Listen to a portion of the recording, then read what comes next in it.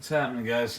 Today we're doing answering a video request by YouTube subscriber Dave Lee. I got your comment, and I agreed to do it. Your comment actually got a reaction too. It got a like. I'm not sure who the other person who thought it was a good idea was.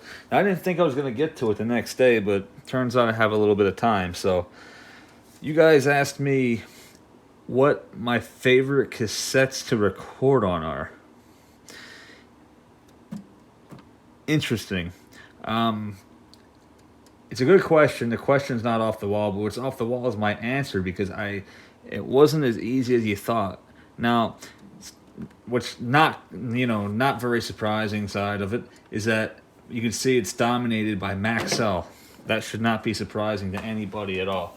Now, there are a few honorable mentions, but to avoid going off topic, I think we're pretty much just going to stick to these.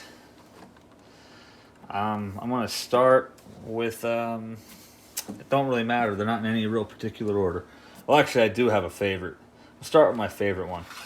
My favorite, I've always been obsessed with these ones for some reason. They make very good recordings. They're Type 1. They are not very picky at all.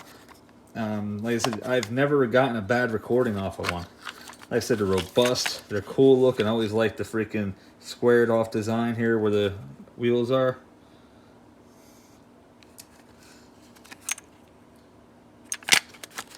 Like I said, the case is heavy. It's solid. There's all around awesome tapes. And they're not that expensive. You can get these between $5 and $6 a pop. And what I mean by not expensive is not expensive as, compared to what some of the other cassettes of 1980s vintage are. Like two of the other ones I'm going to show you.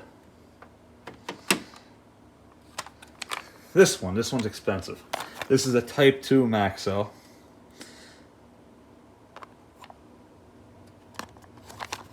Like I said, again, pretty heavy and robust case. Awesome and solid, robust looking design.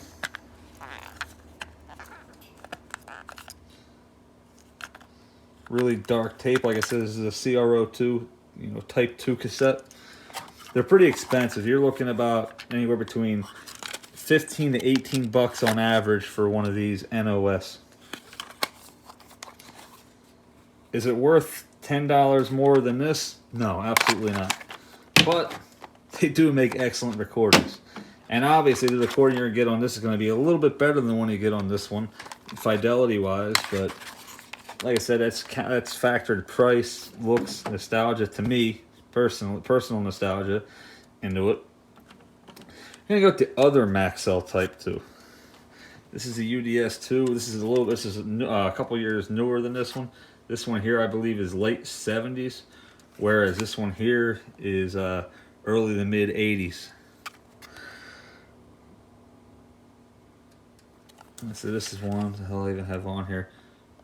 Billy Joel's first album, Attila, and the Hassles. I have all on here. Like I said, these are pretty robust. And I usually just write on them. That's another thing, they're black. And these have the same cool,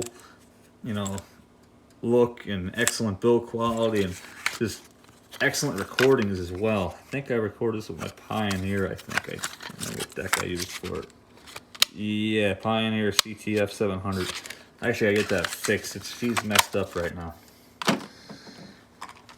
This is the one I used the most as a kid, probably because they were cheaper than the Maxells, and I just remember having a bunch of them. And I know I've said before that I really wish I had all my mixtapes. I had so many cassettes I made off of WMMR back in the 90s when I was growing up in Levittown. And I still have the cassette deck I made them all on, too. Gotta get it fixed. But yeah, appropriate 90s rock mix I have on there. And these do make good recordings. Like I said, they're not quite as robust feeling, but they are robust. They hold up very well. They stood the test of time. They still hold up, make excellent recordings. And if you get ones that recorded back in the early to mid-90s, they still play fine, just as good as the day they did when they were new. So I'd say it's not Maxell. The cases aren't quite as robust and heavy and sturdy as the Maxells are, but these Memorex tapes hold their own. And there's nothing embarrassing about them. There's no shame in using this cassette. It's a good tape. And the other one, and you got to give credit where it's due. I'm not just gonna hop on the vintage bandwagon and dismiss everything that's later. These Maxell URs are just as good as the ones ones that came out in the '80s. I really do believe that. They make excellent recordings, and you still can't hear much of a difference between the tape and the source, especially if you use a good deck to make them. As I said, the tape pretty much, under normal circumstances, the cassette's going to give you back whatever you give it, especially if you use good equipment. Like I said, they're not heavy. It's still thicker and heavier than the Memorex clear shell, but again, it's a quality tape. And just because they're not 40 or 50 years old, doesn't mean they're not good tapes. I think you can get these all the way up until what? Correct me if I'm wrong, like 2004, 2005. Basically, you can get these as long as they were still making blank cassettes. And this style goes back to I think the late 90s when they started making the clear shell ones. Excellent cassettes. If you can get a good price on them, and they're cheap. You can get these usually at most record stores, selling for like $2 a pop. You cannot go wrong.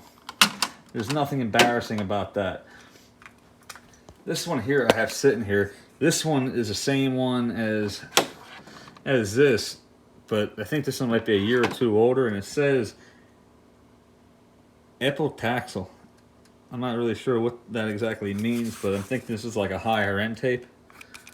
I bought this off eBay as planning to use the recording, but it had some, as a blank. It was marketed as a blank, but for the hell of it, I played it, and there is a recording on there. There are some honorable mentions.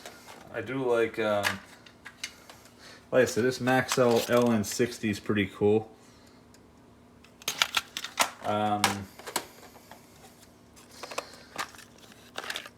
The Memorex 61 with the 8-track style pressure pad, these are pretty cool. And let's see, oh yeah, this one here has actually become a favorite of mine recently. The Loran, like I said, excellent cassettes. And if you give me 1 second, I'll go grab something. Well, this is the clear version of the LN60. I don't know what one's newer. I'd say the clear one's probably a little bit newer, but probably from the same era. The one I went down to get is actually the Sony.